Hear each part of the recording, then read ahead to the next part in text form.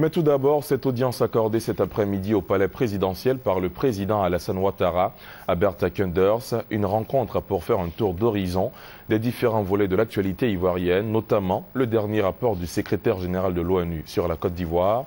Le point avec Viviane Haïm.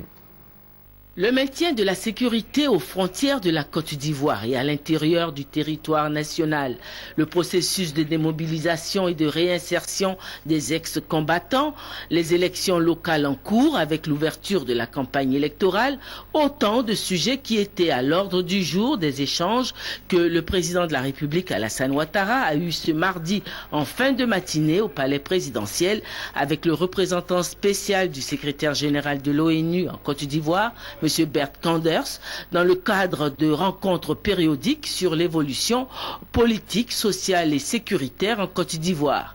La communauté internationale via l'ONU suit avec grand intérêt le déroulement des élections locales en cours, marquées pour l'heure par la campagne électorale, a indiqué M. Bert Koenders. Vous savez probablement qu'aujourd'hui, il y a le rapport du secrétaire général sur la Côte d'Ivoire dans le Conseil de sécurité. Il y a aussi la discussion la semaine prochaine dans la comité des sanctions. Alors on a soulevé le point de l'importance de processus de réforme du secteur de sécurité et de démobilisation. Et j'ai dit comment l'ONU pour soutenir ce processus. On a bien sûr aussi évoqué les élections locales. C'est important qu'ils sont là dans la calme, avec la transparence nécessaire, avec le respect des candidats d'un pour l'autre.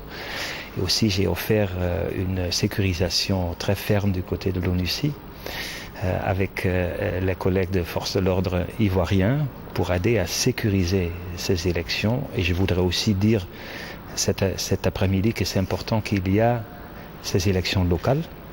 Ce sont les élections de proximité et c'est l'important qu'ils sont menées dans une manière transparente avec du respect entre les candidats et les partis politiques.